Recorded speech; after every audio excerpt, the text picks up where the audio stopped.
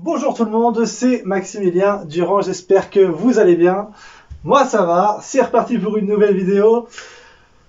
Dans cette vidéo, je dirais que ma schizophrénie a été une chance. Si on m'avait dit il y a quelques années de ça que je dirais ça un jour, je l'aurais pas cru. Je l'aurais pas cru et peut-être que vous vous dites que voilà, la schizophrénie, c'est une malédiction, c'est un monde qui s'écroule. Je suis d'accord. Je suis d'accord avec vous qu'il y a tout qui s'écroule, il y a beaucoup de choses qui s'écroulent, c'est horrible comme maladie. C'est un combat d'une vie, clairement. Mais aujourd'hui, ce que je peux vous dire, c'est que, avec mon parcours, avec tout ce que j'ai vécu, je peux vous dire que ma schizophrénie a été une chance.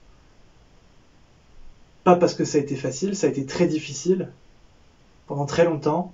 La schizophrénie, elle m'a brisé, elle m'a perdu. Mais au final, c'était pour mieux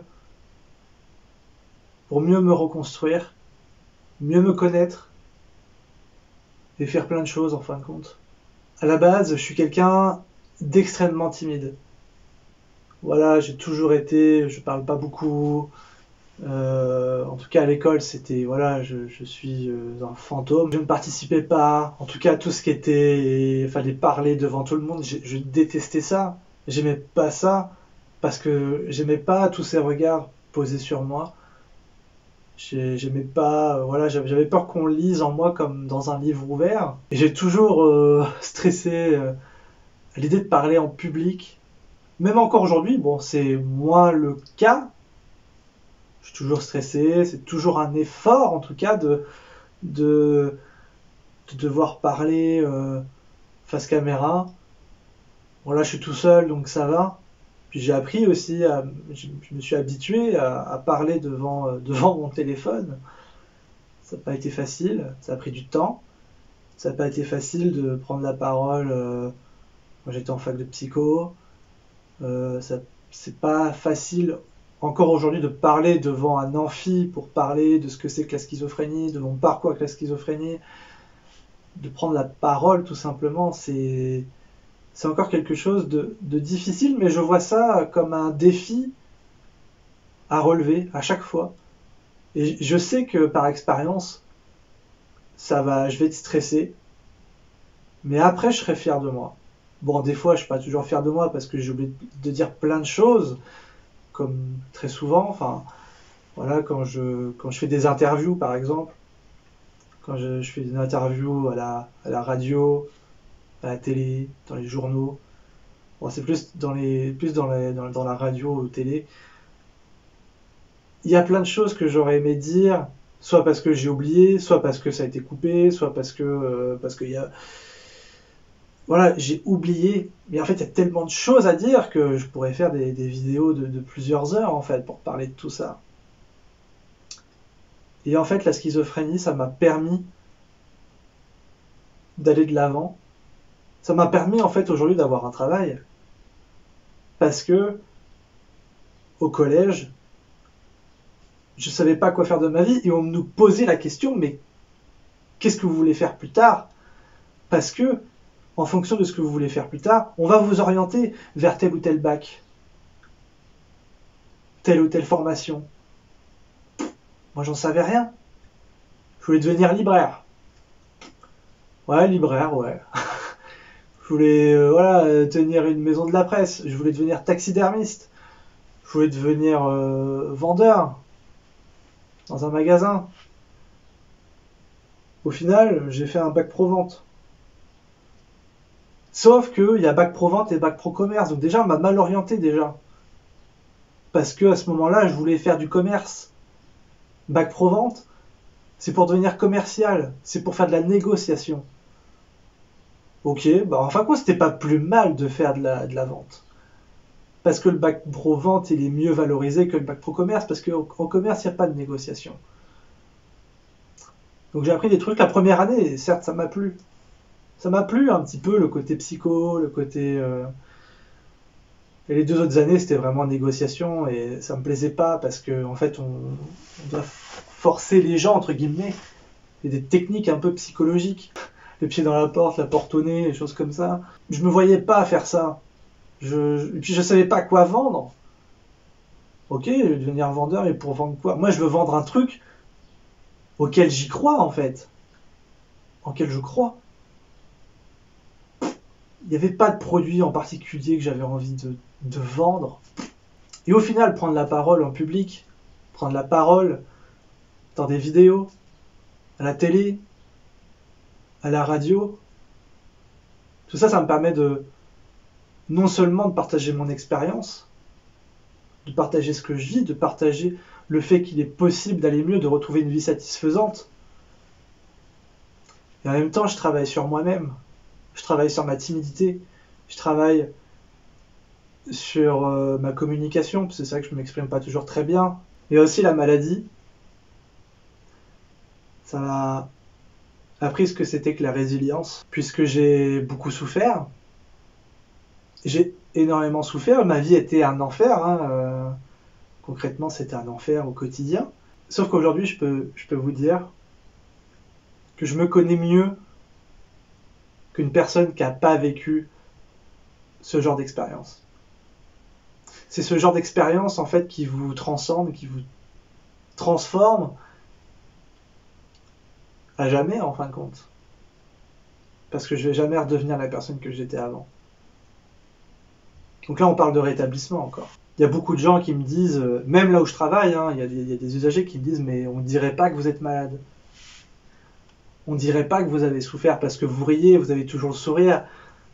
Il y en a qui me disent que je suis un soleil, enfin peut-être pas dans les usagers, mais dans les professionnels que j'ai pu rencontrer, en tout cas en formation. Voilà, je suis quelqu'un de...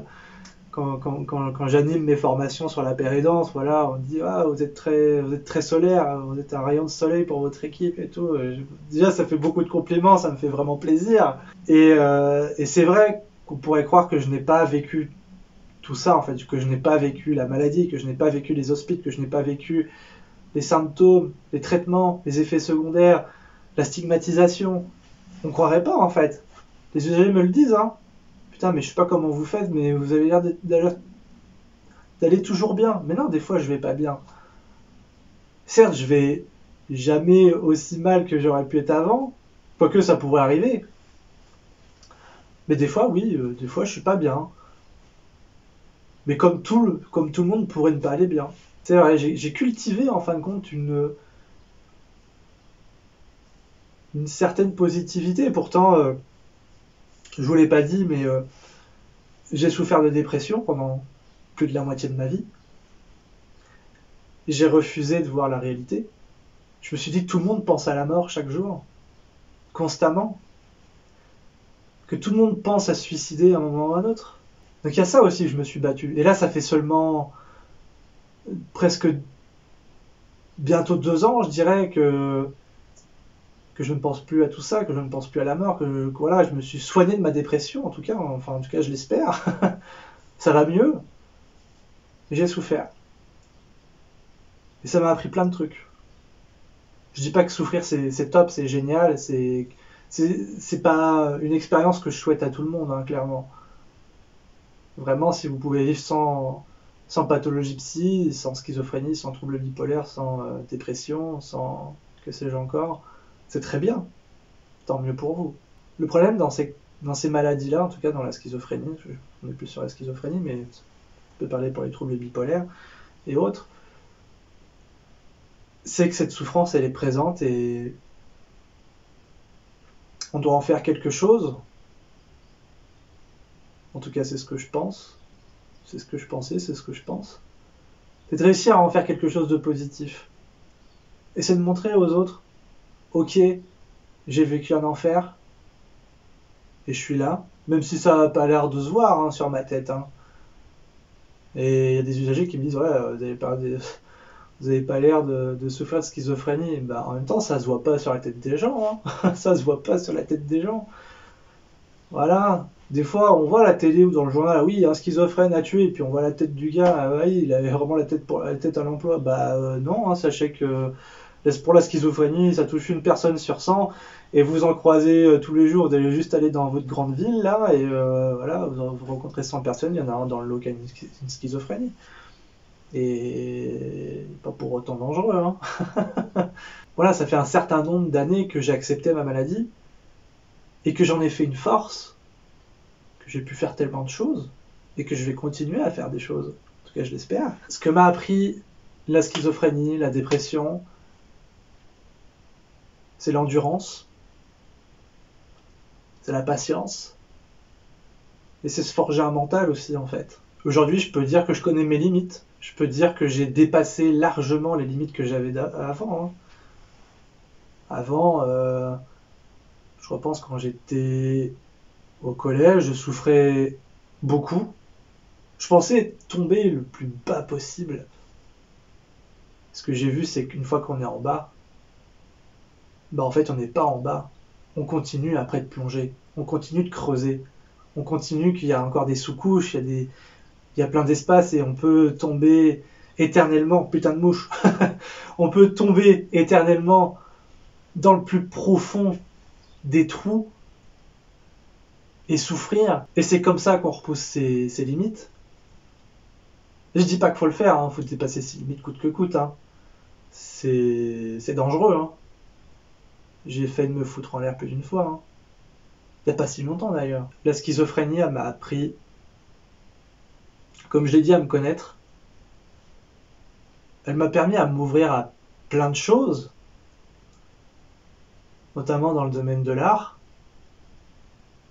Déjà, je chante depuis que j'ai des cordes vocales, donc je me suis servi du chant pour m'exprimer, pour cracher un peu tout ce que j'avais en moi, pour vivre des émotions, pour exorciser un petit peu tout ça, toutes ces émotions, toute cette haine, toute cette rancœur. Parce que je peux vous dire que j'avais envie de cramer tout le monde, hein. J'avais une haine envers le monde entier, hein. Voilà, aujourd'hui, je peux dire que la schizophrénie m'a permis de m'ouvrir à la peinture, à la magie, à la prestidigitation, à la cartomagie. Il y a d'autres formes de magie. Ça m'a permis de m'ouvrir à l'écriture de poésie aussi. Pourtant, la poésie, c'est pas mon délire. J'aime pas ça. D'ailleurs, j'aime pas en lire. J'aime bien écrire, par contre. Ça m'a aidé. Faire des vidéos aussi, ça me permet d'exorciser aussi le mal, quelque part. De montrer aussi aux autres qu'on n'est pas tout seul. Et en fait, toutes ces choses que j'ai fait, ça m'a permis de créer du lien avec des gens, d'une manière ou d'une autre. L'écriture, ça a aussi permis de, quelque part, de communiquer avec mes parents, de dire, d'exprimer ce que je pouvais ressentir des fois. Bon, même si souvent mon père me disait, oui, je peux pas écrire autre chose que des trucs sombres. En même temps, ça me fait pas vibrer de parler des fleurs dans les champs avec des soleils. Ça me parle pas, ça me parle pas. Moi, je veux que ça sorte des tripes. Parce que j'ai besoin de dégueuler sur du papier, enfin, plutôt sur mon fichier Word, ce que je ressens. Parce que ça me fait du bien. Voilà, j'ai fait des choses pour me faire du bien.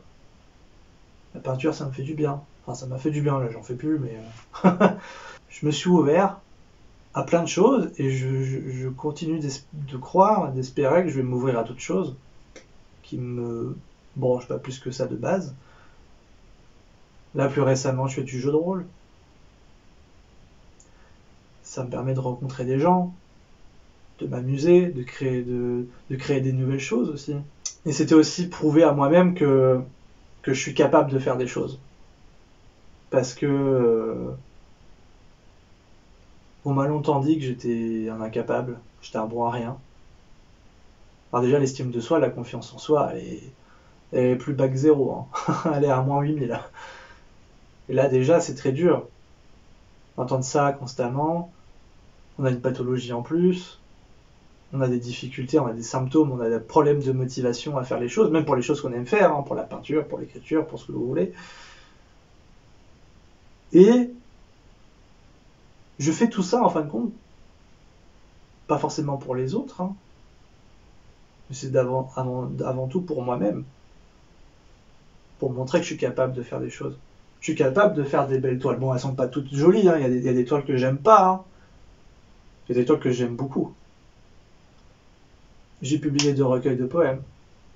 Certes, c'est pas forcément beaucoup vendu parce que c'est de l'auto-édition, mais j'ai fait ça, c'est pour avoir un truc concret dans mes mains et me dire j'ai fait ça, je laisse une trace de mon passage aussi. Et je montre aux autres, bah voilà, j'ai fait ça, mais toi tu l'as pas fait. Ok, t'es capable de faire plein de trucs, toi. Mais est-ce que t'es capable de faire un recueil? Est-ce que t'es capable de faire de la peinture? T'es capable de faire ci, de faire ça? Je suis pas forcément quelqu'un de manuel. Enfin, après, je fais de la peinture, mais on va dire manuel, bricoleur, c'est pas mon délire. Mais voilà.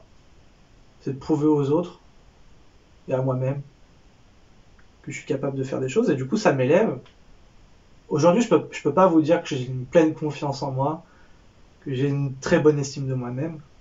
C'est quelque chose qui est très fragile et qui est très modulable dans le temps et qui peut changer d'un moment à l'autre, d'une journée à l'autre en fin de compte. Et ça, malheureusement, je n'arrive pas à garder une estime haute de moi-même constamment et une confiance en moi-même constamment.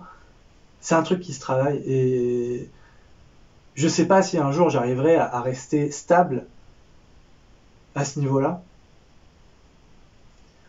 Parce que peut-être qu'il y a tellement de choses qui me renvoient à mon passé, il y a des choses qui sont ancrées en moi et que j'ai régulièrement besoin de me prouver, même en regardant derrière moi tout ce que j'ai fait. C'est pas suffisant.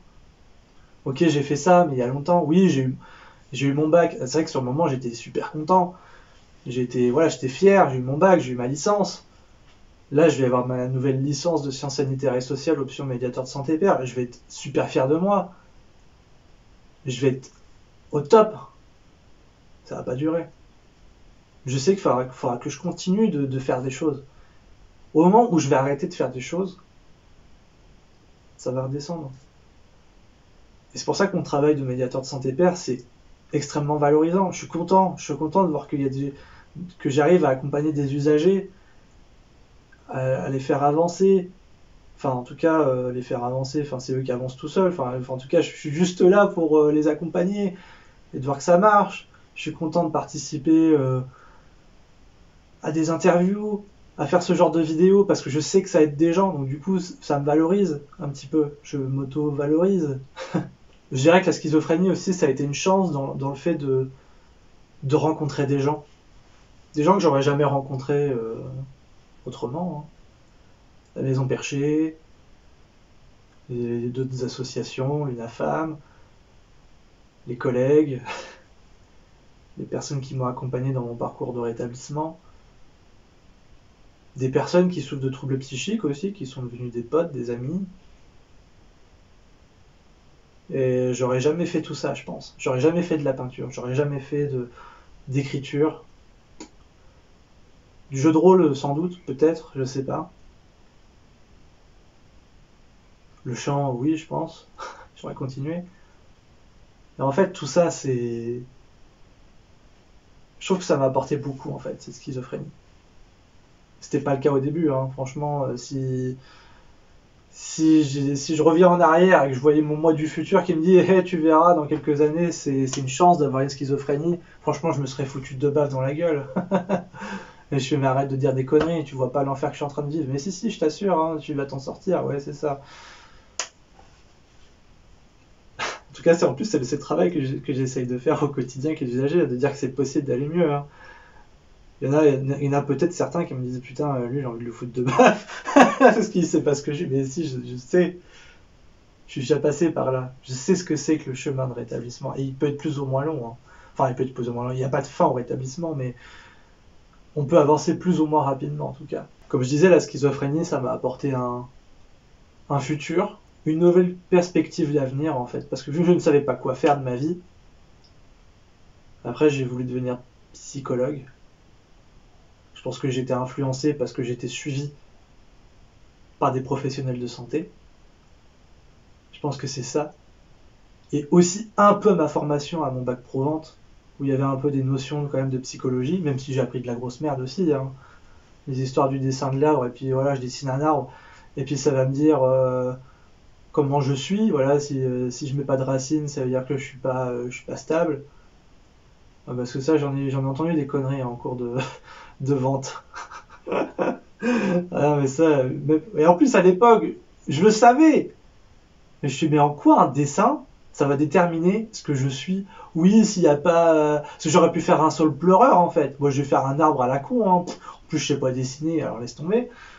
Oui, s'il n'y a pas d'arbre, ça veut dire que votre travail porte pas ses fruits. Non, mais c'est n'importe quoi ces tests à la con. Sauf qu'avant, bah, franchement, j'avais zéro confiance en moi, j'avais pas d'estime de moi-même, j'étais une grosse merde. Enfin, en tout cas, c'est comme ça que je me considérais. J'allais pas dire à la prof, ce que vous faites, c'est de la merde. Là, aujourd'hui, je serais capable de le dire.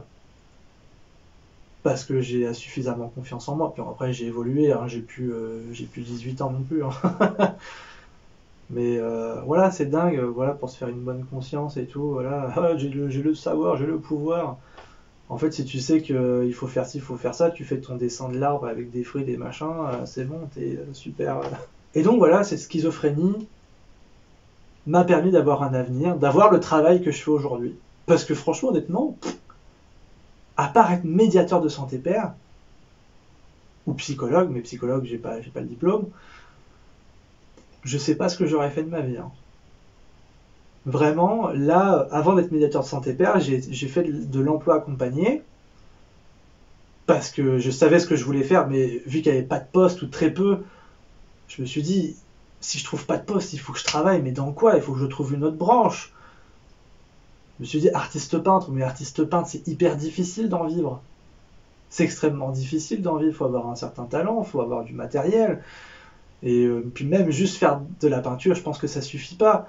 Je regarde, il y a un youtubeur qui s'appelle Anthony Chambaud. Ok, il vend ses toiles, mais il fait pas que ça. Il a un site internet qui s'en occupe, il fait des vidéos, il vend des cours en vidéo, il fait plein de trucs, il fait très peu d'expos en tout cas, de ce que j'avais cru comprendre. Il arrive à en vivre, mais c'est pas stable. Le mec, il peut se faire, j'en sais rien, hein, que je dis de la merde, il peut se faire 8000 € un mois et puis 700 balles un mois, ou zéro. Hein. C'est pas stable. C'est pas stable, ça crée du stress, le stress provoque des symptômes, potentiellement. J'ai voulu, en tout cas l'idée m'a traversé l'esprit de travailler dans les pompes funèbres. Je me dis ça pourrait être fun. Enfin fun. Travailler avec la mort. J'ai pas fait de stage, mais je pense que ça m'aurait plu, mais je sais pas si ça m'aurait vraiment plu. Je sais pas, j'ai jamais testé, mais c'était une des pistes que j'avais. Aujourd'hui, je suis médiateur de santé père. Ça me plaît. En tout cas, j'ai eu 2 expériences de MSP. Il y en a une qui m'a vraiment pas plu, qui a été très négative, très toxique. Mais je savais que j'étais fait pour ça, mais que j'étais pas à la bonne place. Là, ça fait plus d'1 an et demi que je suis médiateur de santé père en hôpital de jour, en psychiatrie adulte. Et là, j'ai toute ma place. Je sais que ma parole a de la valeur. Ma parole est valorisée. Je pense que mes collègues m'apprécient. Je les apprécie aussi. En tout cas, c'est ce que je perçois de ce qui me renvoie, de ce que... Voilà. Et je kiffe ce que je fais aujourd'hui. Et je pourrais pas le faire si j'avais pas vécu de troubles psychiques. J'aurais pas pu. Parce que mon métier se base sur les savoirs expérientiels, sur mon vécu de la maladie, sur mon vécu des hospices, mon vécu des traitements, mon vécu de la stigmatisation. Et ça, il n'y a aucune formation qui vous dira ce que ça fait concrètement de vivre avec une pathologie comme celle-ci. Vous pouvez seulement imaginer ce que ça peut faire. Mais quand on l'a vécu, ça a d'autant plus de valeur. Et c'est un savoir qui est très personnel aussi. Et c'est hyper enrichissant. J'ai l'impression que quand il nous arrive des merdes dans la vie, voilà, je pense là, parce que là, je sais pas à quel moment sortira la vidéo, mais il y a eu les résultats du bac. Et je pense à ceux qui n'ont pas eu leur bac,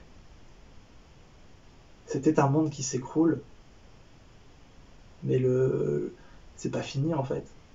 En fait, je pense que c'est pas si grave, je pense, de pas avoir son bac. Ça va freiner les choses, mais ça veut pas dire que vous n'y arriverez pas. Certes, sur le moment, c'est hyper dur, comme j'en ai chié pour avoir ma licence, mais j'ai pas été jusqu'en master. J'aurais bien voulu, mais je pense que je me serais cassé la gueule. Ça aurait été une déception. Par contre, c'est de pouvoir apprendre de ces expériences qui sont négatives, qui sont négatives soit à cause de nous, soit parce que c'est le destin, et enfin le destin, je sais pas, mais c'est comme ça. Par exemple, je pense à mon meilleur ami qui est décédé en fin décembre 2016. Ça m'a beaucoup... je trouve même pas les termes.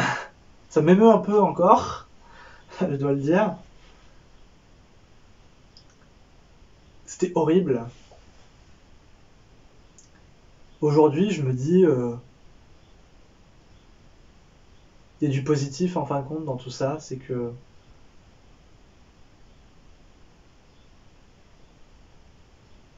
en fait c'est une épreuve. En fait je vois ça comme une épreuve qu'on doit surmonter, qu'on se doit de surmonter pour être plus fort.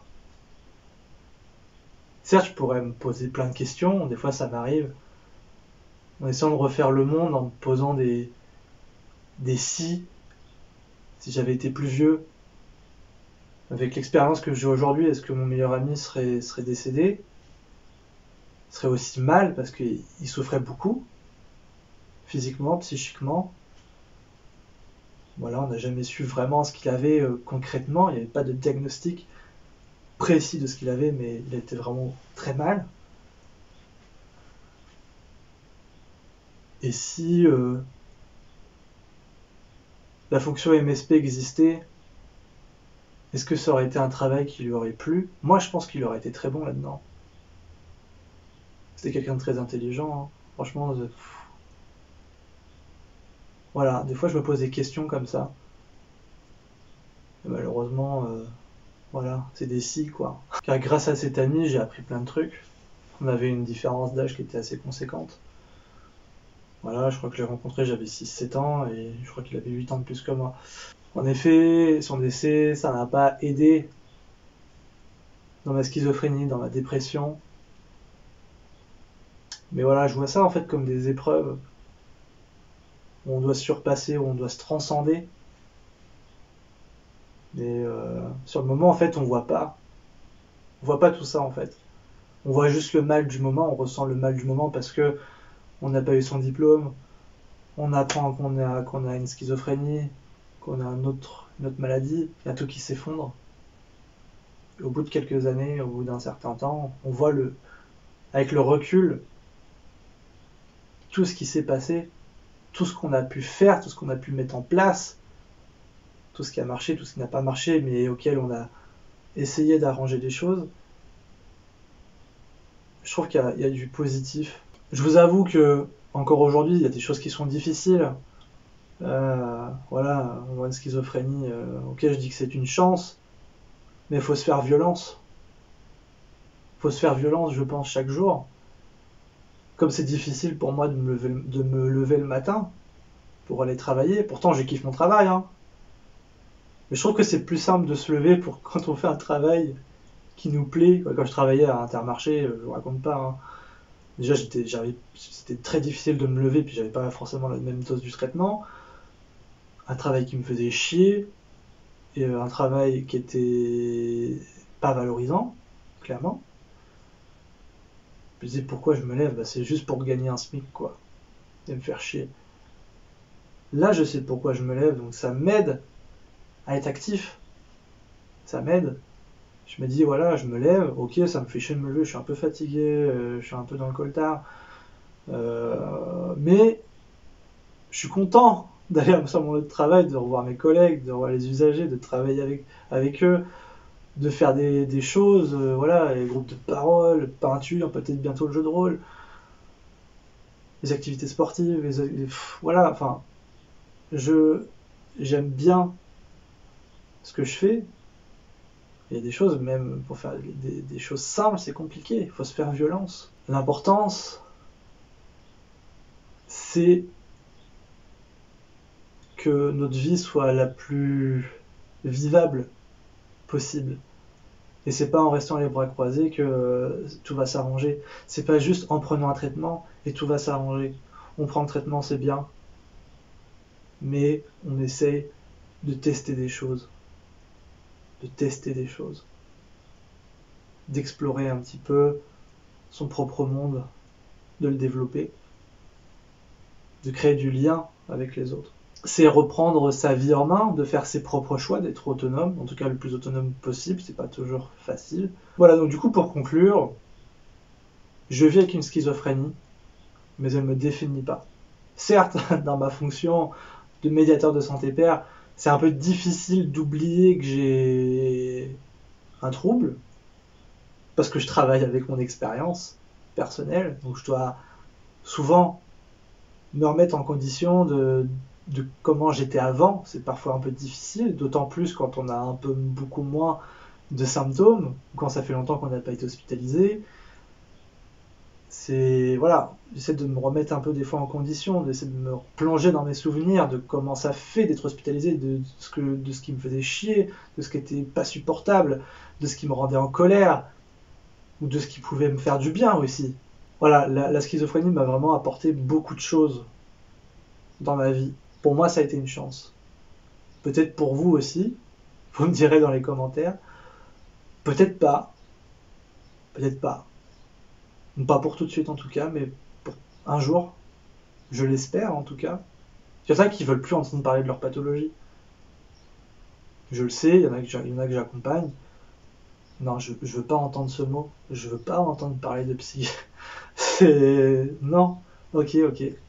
Je peux comprendre, hein. Il y a des gens, voilà, j'ai un ami, ah, tu veux pas devenir MSP toi aussi, voilà, qui a aussi des troubles psy, ouais, non. Bah, il est quand même dans le soin quand même, hein. Il est soignant quand même. Mais voilà, il se pose des questions quand même, c'est de poser un peu de questions. Et il y en a qui veulent fermer cette porte à tout jamais, et je peux comprendre. Mais voilà, elle fait partie de nous quand même. On peut pas, je pense que c'est très difficile d'oublier ça, parce que ça dure des années. C'est fermé, ce serait brûler un tome de notre vie, ou même plusieurs tomes de notre vie. Et puis voilà, tout ça, ça n'a pas existé. Je n'ai plus ce passé-là. Il y en a qui aimeraient bien, je pense. Tout ça pour avoir une vie comme tout le monde, mais c'est quoi avoir une vie comme tout le monde? Moi, par contre, c'est pas vraiment ce que je souhaite. La vie comme tout le monde, c'est... Ça, je vais avoir mon logement. Ça, j'aimerais bien, mais me marier, avoir des enfants. Non. La société nous pousse à ça, en fait. Parce que c'est la norme de fonder une famille. Non, moi, c'est pas ce que je veux. Donc voilà, j'ai appris à apprivoiser ma maladie. Voilà, je redis, je ne souhaite pas l'expérience à tout le monde. C'est extrêmement dur. C'est extrêmement épuisant. Voilà, on est dans un monde. En fait, c'est comme si on était plongé sur une map obscure où on ne voit rien. On doit avancer par tâtonnement à longueur de temps. Enfin, quand H24, on ne sait pas où on va. Et puis des fois, on voit un peu de lumière par-ci par-là. Ou bien des fois, on crée notre propre lumière aussi. Ça, c'est important de créer sa propre lumière pour pouvoir avancer. Je trouve qu'on passe très souvent pendant des années d'enfer comme ça à pas savoir où on va, où on essaie d'avoir une direction et puis il y a des choses qui font qu'on bifurque. On essaie d'approcher de nos rêves et que pour vraiment s'en sortir, pour que ce soit un peu plus lumineux, ça prend vraiment du temps. Ça prend des années. Ça prend de longues années, des fois. C'est pour ça j'arrive à voir le côté positif de ma pathologie. Et vous, du coup, est-ce que vous avez déjà vécu des événements très difficiles à gérer, pas forcément schizophrénie, troubles bipolaires ou autre, mais est-ce que vous aussi vous voulez partager un peu votre vécu ou les personnes directement concernées, hein, parce que c'est vrai qu'on est vraiment plutôt sur schizophrénie, troubles bipolaires, hein, voilà. Mais peut-être que vous voulez peut-être partager dans les commentaires votre expérience. Est-ce que vous êtes d'accord avec ce que je dis ou pas? Votre philosophie aussi, expliquer votre philosophie de la vie, ça peut être intéressant. Bon bah je vous remercie beaucoup pour cette vidéo, je vous souhaite une belle journée et on se retrouve pour une prochaine vidéo et n'oubliez pas de liker, de vous abonner et partager cette vidéo si ça vous a plu. À bientôt!